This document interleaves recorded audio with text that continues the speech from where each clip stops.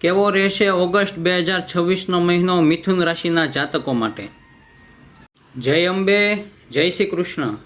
આવો જાણીએ કેવો રહેશે ઓગસ્ટ 2026નો મહિનો મિથુન રાશિના જાતકો માટે.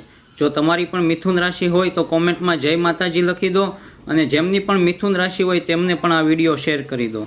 તમારા માટે આ મહિને મહત્ત્વની વાત એ છે કે જે કાંઈ હલચલ થશે એ સીધી જ તમારા વ્યક્તિત્વ પર અસર કરશે. મંગળ તમારી રાશિમાં રહેવાથી એનર્જીની અછત બિલકુલ નહીં થાય. કામ કમ્પ્લીટ કરવાની તમારી ગતિ સ્પર્ધામાં બીજાથી આગળ નીકળી જવાની તમારી તાકાત, આ બધું જ આ મહિને તમને બાય ડિફોલ્ટ મળશે. પરંતુ સાથે જ થોડી ગરમી, ઉતાવળ અને થોડો ગુસ્સો પણ આવશે. ગુસ્સો તો બહુ જલ્દીથી આવવાનું શરૂ થઈ જશે.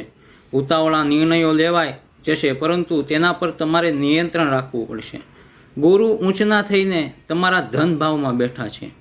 13 તારીખે એનો ઉદય થશે, એટલે તમારી આવક, તમારા પરિવારની પ્રસન્નતા, વિવાહની વાત અટકેલી હતી એ, અથવા કરિયરમાં કોઈ મોટી વાત અટકેલી હતી એ, તમામ ગુરુની કૃપાથી તમને પ્રાપ્ત થશે.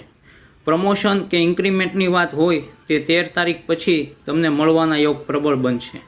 મહિનાના પહેલા વીકમાં તમારા રાશિના સ્વામી બુધની કૃપા મળવાથી કોઈ વાટાઘાટો, કોઈ ડીલ કે ઇન્ટરવ્યૂ કે પેપરવર્ક માટે ખૂબ જ સારો સમય છે.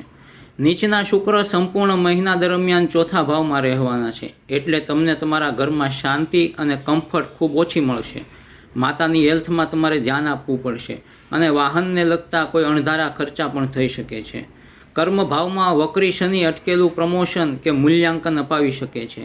નોકરી કે વ્યવસાયમાં સન્માન મળવામાં વિલંબ થશે. 9મા ભાવમાં રાહુ કોઈ લાંબી મુસાફરી કરાવશે, એટલે પાસપોર્ટ કે વિઝાની પ્રોસેસ માટે 13 તારીખ પછી વધુ ધ્યાન આપો. 13 તારીખ પછી નાણાકીય દ્રષ્ટિએ વધુ લાભ મળી શકે છે. 17 તારીખ પછી ભાઈ બહેન સાથે ઈગો ક્લેશ થઈ શકે છે. દાંપત્ય જીવનનો ગ્રાફ મહિનો જેમ જેમ વીતતો જશે તેમ તેમ ઉપર જતો દેખાશે. સ્વાસ્થ્યની દ્રષ્ટિએ શરીરમાં ગરમી, બળતરા, માથાનો દુખાવો કે અનિદ્રા જેવી સમસ્યાનો સામનો કરવો પડશે. મિથુન રાશિના જાતકોએ આ મહિને બિલ્વપત્ર ઉપર લાલ ચંદનથી ઓમ ઋણકર્તાય નમઃ લખીને સોમવારે શિવલિંગ ઉપર ઓમ નમઃ શિવાયના જપ કરતાં કરતાં અર્પણ કરો, અને સાથે જ આ મહિને ઓછું બોલો અને વધુ સાંભળો.